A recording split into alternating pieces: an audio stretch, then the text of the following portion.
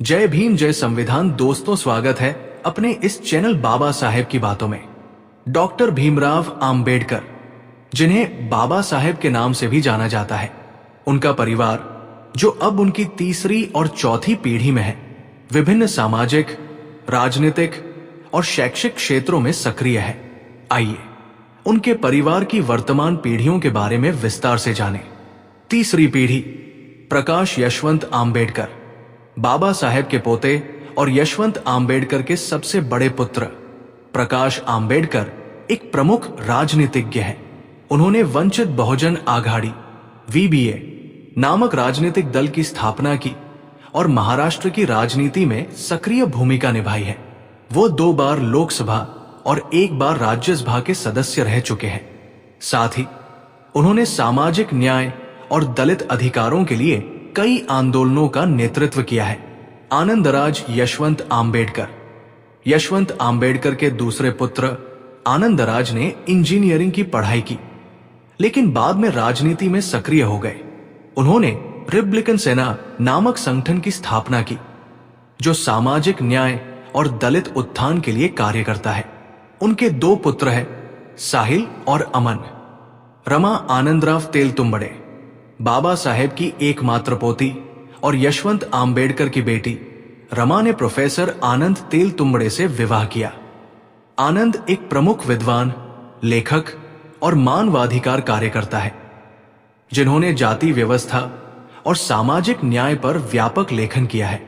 रमा और आनंद की 2 बेटियां हैं, प्राची और रश्मि, जो दलित और वंचित समुदायों के अधिकारों के लिए सक्रिय है। चौथी पीढ़ी, सुजात प्रकाश आम्बेडकर, प्रकाश आम्बेडकर के पुत्र और बाबा साहेब के प्रपौत्र। सुजात ने पत्रकारिता में डिग्री हासिल की है। वो सोशल मीडिया पर सक्रिय है और दलित अधिकारों के लिए आवाज उठाते हैं। उनकी जनसभाओं में युवा वर्ग की विशेष भागीदारी देखी जाती है और वो अपने आधुनिक दृष्टिकोण के लिए जाने जाते हैं। साहिल और अमन आनंदराज आम्बेडकर, आनंदराज आम्बेडकर के पुत्र साहिल और अमन अपने परिवार की सामाजिक और राजनीतिक गतिविधियों में शामिल हैं। हालांकि उनके व्यक्तिगत कार्यों के बारे में विस्तृत जानकारी उपलब्ध नहीं है, लेकिन वे अपने पिता के साथ सामाजिक न्याय के कार्यों में सहयोग करते हैं। बाबा साहेब आम्बेडकर के वंशज आज भी उनके आदर्शों और सिद्धांतों का पालन करते हुए सामाजिक न्याय, दलित उत्थान और समानता के लिए सक्रिय रूप से कार्यरत है। उनकी ये प्रतिबद्धता भारतीय समाज में सकारात्मक परिवर्तन लाने में महत्वपूर्ण भूमिका निभा रही है। डॉक्टर भीमराव अंबेडकर के वंशज और उनकी वर्तमान पीढ़ियां। डॉक्टर भीमराव रामजी अंबेडकर भारतीय समाज सुधारकों में से एक थे, जिन्होंने जाति व्यवस्था के खिलाफ संघर्ष किया और भारतीय संविधान का मसौदा तैयार करने में महत्वपूर्ण भूमिका निभाई। उन्होंने अपना पूरा जीवन सामाजिक न्याय और समानता के लिए समर्पित किया। उनकी पीढ़ियां आज भी विभिन्न क्षेत्रों में सक्रिय है और उनके विचारों को आगे बढ़ा रही है। बाबा साहेब अंबेडकर का परिवार और उनके वंशज। डॉक्टर अंबेडकर ने 2 विवाह किए थे। उनकी पहली पत्नी रमाबाई अंबेडकर थी, जिनका निधन 1935 में हो गया। इसके बाद उन्होंने डॉक्टर सविता अंबेडकर से विवाह किया, जो उनके जीवन के अंतिम वर्षों में उनके साथ रही। बाबा साहेब का एक बेटा था, यशवंत अंबेडकर, जिनसे उनका वंश आगे बढ़ा। यशवंत अंबेडकर बाबा साहेब के पुत्र। यशवंत अंबेडकर अपने पिता के विचारों से प्रभावित थे और सामाजिक कार्यों में रुचि रखते थे। वे डॉक्टर थे और उन्होंने सार्वजनिक जीवन में सक्रिय भूमिका निभाई। उनके कई बच्चे हुए, जिन्होंने अपने अपने क्षेत्रों में कार्य किया और बाबा साहेब के मिशन को आगे बढ़ाया। तीसरी पीढ़ी, बाबा साहेब के पोते और पोती। प्रकाश यशवंत अंबेडकर, प्रकाश अंबेडकर, जो यशवंत अंबेडकर के पुत्र हैं, एक प्रमुख भारतीय राजनीतिज्ञ हैं। उन्होंने वंचित बहुजन आघाड़ी (वीबीए) नामक राजनीतिक दल की स्थापना की, जो महाराष्ट्र में दलित, आदिवासी और ओबीसी समुदायों के अधिकारों की लड़ाई लड़ता है। प्रकाश अंबेडकर ने 2 बार लोकसभा का चुनाव जीता और राज्यसभा के सदस्य भी रहे। वे सामाजिक सुधारों और संविधान की रक्षा के लिए निरंतर प्रयासरत है। आनंदराज यशवंत अंबेडकर। आनंदराज अंबेडकर यशवंत अंबेडकर के दूसरे पुत्र हैं। उन्होंने रिपब्लिकन सेना नामक संगठन की स्थापना की, जो समाज में हाशिए पर पड़े वर्गों के उत्थान के लिए काम करता है। वे बाबा साहेब के विचारों को आगे बढ़ाने के लिए राजनीतिक और सामाजिक आंदोलनों में सक्रिय है। रमा आनंदराव तेलतुंबड़े। रमा बाबा साहेब की एकमात्र पोती है, जिन्होंने प्रोफेसर आनंद तेलतुंबड़े से विवाह किया। आनंद तेलतुंबड़े एक प्रसिद्ध लेखक, विचारक और मानवाधिकार कार्यकर्ता है। उन्होंने जाति व्यवस्था और सामाजिक न्याय पर कई पुस्तकें लिखी हैं। रमा और आनंद की 2 बेटियां हैं, प्राची और रश्मि। चौथी पीढ़ी बाबा साहेब के प्रपौत्र और प्रपौत्रियां। सुजात प्रकाश अंबेडकर। सुजात प्रकाश अंबेडकर के पुत्र हैं और वे पत्रकारिता के क्षेत्र में सक्रिय हैं। वे सोशल मीडिया और लेखन के माध्यम से दलित समुदाय के मुद्दों को उठाते हैं। वे बाबा साहेब के विचारों को युवाओं तक पहुंचाने के लिए प्रयासरत है। साहिल और अमन आनंदराज अंबेडकर। आनंदराज अंबेडकर के 2 बेटे साहिल और अमन अपने पिता के साथ सामाजिक कार्यों में भाग लेते हैं। हालांकि वे अभी उतने चर्चित नहीं हैं, लेकिन भविष्य में वे भी सामाजिक न्याय के आंदोलनों में सक्रिय हो सकते हैं। प्राची और रश्मि तेलतुंबड़े, ये दोनों बाबा साहेब की परपोती हैं और वे भी सामाजिक न्याय से जुड़े कार्यों में रुचि रखती हैं। बाबा साहेब के वंशजों की भूमिका और उनके कार्य। बाबा साहेब के वंशजों ने उनके विचारों को समाज तक पहुंचाने के लिए विभिन्न क्षेत्रों में कार्य किया है। वे राजनीति, सामाजिक कार्य, शिक्षा और मानवाधिकार के क्षेत्र में सक्रिय है। 1. राजनीति में भूमिका। प्रकाश अंबेडकर और आनंदराज अंबेडकर ने राजनीतिक दलों और संगठनों का गठन किया जो वंचित वर्गों के हक की लड़ाई लड़ते हैं। प्रकाश अंबेडकर का वंचित बहुजन आघाड़ी महाराष्ट्र की राजनीति में महत्वपूर्ण स्थान रखता है। 2. सामाजिक न्याय और आंदोलन।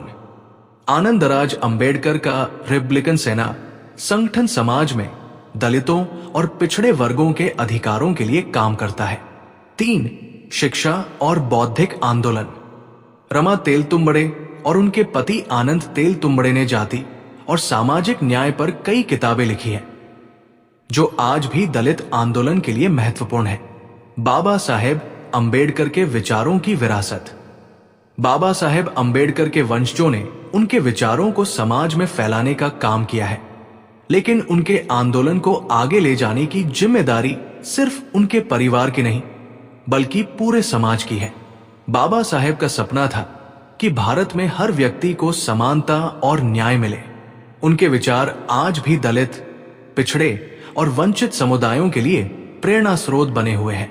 बाबा साहेब की पीढ़ियां आज भी उनके संघर्ष और मिशन को आगे बढ़ा रही है। वे राजनीतिक, सामाजिक और शैक्षिक स्तर पर सक्रिय है और भारतीय समाज में बदलाव लाने के लिए प्रयास कर रहे हैं। डॉक्टर भीमराव आम्बेडकर, जिन्हें बाबा साहेब आम्बेडकर के नाम से जाना जाता है, भारतीय समाज के सबसे प्रभावशाली व्यक्तित्वों में से एक थे। वे एक महान विधिवेत्ता, अर्थशास्त्री, समाज सुधारक और भारत के संविधान के निर्माता थे। बाबा साहेब का जन्म 14 अप्रैल 1891 को मध्य प्रदेश के महू, अब डॉक्टर आम्बेडकर नगर में हुआ था। वे महार जाति से थे, जिसे समाज में अछूत माना जाता था। इस कारण उन्हें शिक्षा और समाज में भेदभाव का सामना करना पड़ा, लेकिन उन्होंने इन कठिनाइयों को अपने लक्ष्य की राह में बाधा नहीं बनने दिया। बाबा साहेब शुरू से ही मेधावी छात्र थे। उन्होंने मुंबई के एल्फिंस्टन कॉलेज से स्नातक किया और फिर उच्च शिक्षा के लिए अमेरिका और इंग्लैंड गए। उन्होंने कोलंबिया विश्वविद्यालय और लंदन स्कूल ऑफ इकोनॉमिक्स से डॉक्टरेट की उपाधि प्राप्त की। डॉक्टर आम्बेडकर ने जीवन भर दलितों और पिछड़ों के अधिकारों के लिए संघर्ष किया। उन्होंने अस्पृश्यता उन्मूलन, समान अधिकार और शिक्षा के प्रसार के लिए कई आंदोलन किए। 1947 में जब भारत स्वतंत्र हुआ, तो उन्हें देश का पहला कानून मंत्री बनाया गया और भारतीय संविधान की मसौदा समिति के अध्यक्ष के रूप में चुना गया। उन्होंने एक ऐसा संविधान बनाया जो समानता, स्वतंत्रता और बंधुत्व की नींव पर आधारित था। हिंदू समाज में व्याप्त जातिवाद से दुखी होकर उन्होंने 14 अक्टूबर 1956 को नागपुर में लाखों अनुयायियों के साथ बौद्ध धर्म अपना लिया। इसे बौद्ध धर्म की धम्म दीक्षा कहा जाता है। डॉक्टर आम्बेडकर का निधन 6 दिसंबर 1956 को हुआ, लेकिन उनकी विचारधारा और योगदान आज भी जीवंत है। उन्हें 1990 में मरणोपरांत भारत रत्न से सम्मानित किया गया। बाबा साहेब का जीवन संघर्ष और प्रेरणा की मिसाल है। उन्होंने हमेशा कहा, शिक्षित बनो, संगठित रहो और संघर्ष करो। बाबा साहब डॉक्टर अंबेडकर को कोलंबिया विश्वविद्यालय ने LD और उसे उस्मानिया विश्वविद्यालय की मानद उपाधियों से सम्मानित किया था।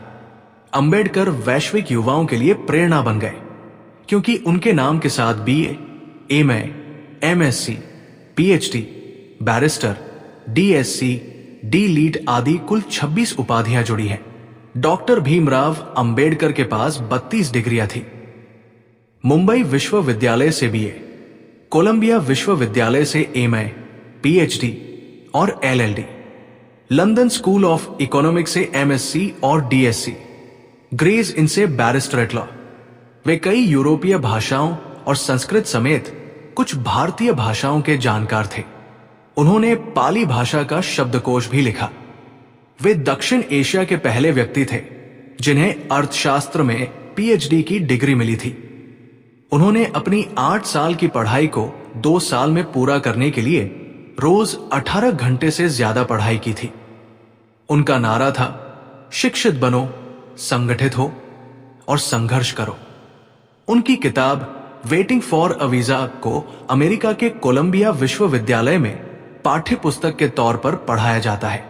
बाबा साहेब भीमराव आम्बेडकर भारतीय समाज के महान विचारक, समाज सुधारक, संविधान निर्माता और दलितों के मसीहा माने जाते हैं। उन्होंने अपना पूरा जीवन उन सामाजिक बुराइयों और असमानताओं को मिटाने के लिए समर्पित किया जो भारतीय समाज में सदियों से व्याप्त थी। उन्होंने अपने कार्यों और विचारों से भारतीय समाज को एक नई दिशा दी, लेकिन उनका हिंदू धर्म को छोड़कर बौद्ध धर्म अपनाने का निर्णय न केवल उनके जीवन का बल्कि भारतीय इतिहास का भी एक ऐतिहासिक क्षण था। इस निर्णय ने सामाजिक न्याय और समानता की दिशा में क्रांतिकारी बदलाव किए। आइए इस विषय पर विस्तार से चर्चा करते हैं कि बाबा साहेब ने हिंदू धर्म क्यों छोड़ा और बौद्ध धर्म क्यों अपनाया। हिंदू धर्म में जाति व्यवस्था का प्रभाव। हिंदू धर्म में जाति व्यवस्था सदियों से व्याप्त थी। ये व्यवस्था समाज को 4 वर्णों में विभाजित करती थी, ब्राह्मण, क्षत्रिय, वैश्य और शूद्र। इसके अलावा एक वर्ग अछूतों का था जिसे समाज में सबसे नीच और अपवित्र माना जाता था। बाबा साहेब आम्बेडकर अछूत समाज में जन्मे थे, जिन्हें आज दलित या अनुसूचित जाति कहा जाता है। उनके बचपन से ही उन्हें समाज में इस अन्यायपूर्ण व्यवस्था का शिकार होना पड़ा। आम्बेडकर को स्कूल में पानी पीने के लिए मटका छूने की इजाजत नहीं थी। उन्हें जमीन पर बैठकर पढ़ाई करनी पड़ती थी। इन सभी अपमानजनक घटनाओं ने उनके मन में यह सवाल खड़ा किया कि एक इंसान को केवल उसकी जाति के आधार पर क्यों अपमानित किया जाता है। हिंदू धर्म में व्याप्त इस जाति व्यवस्था ने उन्हें गहरे तक आहत किया। बाबा साहेब ने अपने जीवन के शुरुआती दिनों में हिंदू धर्म के भीतर रहकर ही सुधार करने का प्रयास किया। उन्होंने जाति भेदभाव और अछूत प्रथा के खिलाफ आवाज उठाई। महाड़ सत्याग्रह, जहां उन्होंने दलितों को सार्वजनिक पानी के टैंक से पानी पीने का अधिकार दिलाने का प्रयास किया, इसका एक उदाहरण है। इसके अलावा उन्होंने मंदिर प्रवेश आंदोलन चलाया ताकि दलितों को मंदिरों में प्रवेश का अधिकार मिल सके। लेकिन उन्हें जल्द ही ये समझ में आ गया कि हिंदू धर्म के भीतर रहते हुए जाति व्यवस्था को समाप्त करना असंभव है। ये धर्म ग्रंथों और परंपराओं के माध्यम से जाति व्यवस्था को वैधता प्रदान करता है, बाबा साहेब ने मनुस्मृति को जाति आधारित सामाजिक व्यवस्था का मुख्य आधार माना। उन्होंने इसे जलाया क्योंकि इसमें जाति और लिंग के आधार पर भेदभाव को बढ़ावा दिया गया था। उनके अनुसार हिंदू धर्म की संरचना ही ऐसी थी कि इसमें समानता और न्याय की कोई जगह नहीं थी। धर्म परिवर्तन का निर्णय जब बाबा साहेब ने यह महसूस किया कि हिंदू धर्म के भीतर रहकर समानता और सामाजिक न्याय की लड़ाई लड़ना व्यर्थ है, तो उन्होंने धर्म परिवर्तन का निर्णय लिया। उनका यह कदम केवल व्यक्तिगत निर्णय नहीं था, बल्कि ये लाखों दलितों के लिए एक नई राह दिखाने वाला था। बाबा साहेब ने धर्म परिवर्तन के लिए गहराई से अध्ययन किया। उन्होंने इस बात पर विचार किया कि कौन सा धर्म उन्हें और उनके समाज को समानता, स्वतंत्रता और बंधुत्व के मूल्यों पर आधारित जीवन प्रदान कर सकता है। बौद्ध धर्म अपनाने के कारण बाबा साहेब ने 14 अक्टूबर 1956 को नागपुर में अपने अनुयायियों के साथ बौद्ध धर्म को अपनाया। इसके पीछे कई कारण थे। 1. समानता का सिद्धांत। बौद्ध धर्म जाति व्यवस्था और भेदभाव को स्वीकार नहीं करता। ये सभी मनुष्यों को समान मानता है। बाबा साहेब को इसमें वो समानता का सिद्धांत मिला जिसकी उन्हें तलाश थी। 2. स्वतंत्रता और न्याय। बौद्ध धर्म व्यक्तिगत स्वतंत्रता और न्याय पर आधारित है। ये किसी भी प्रकार की गुलामी, चाहे वो सामाजिक हो या धार्मिक, को अस्वीकार करता है। 3. वैज्ञानिक दृष्टिकोण। बौद्ध धर्म तर्क और वैज्ञानिक दृष्टिकोण पर आधारित है। इसमें अंधविश्वास और रूढ़ियों के लिए कोई स्थान नहीं है। यह धर्म व्यक्ति को अपने कर्मों और विचारों के आधार पर जीवन जीने की प्रेरणा देता है। 4. अहिंसा और शांति। बौद्ध धर्म अहिंसा और शांति का मार्ग दिखाता है। यह संघर्ष और हिंसा से दूर करुणा और दया पर आधारित है। 5. भारतीय मूल का धर्म। बाबा साहेब ने बौद्ध धर्म को इसलिए भी चुना क्योंकि यह भारत की भूमि में उत्पन्न हुआ धर्म था। उन्होंने इसे विदेशी धर्मों की तुलना में भारतीय समाज के लिए अधिक उपयुक्त माना। धर्म परिवर्तन का प्रभाव। बाबा साहेब का धर्म परिवर्तन केवल एक व्यक्तिगत घटना नहीं थी। इसने भारतीय समाज में एक नई सामाजिक क्रांति की शुरुआत की।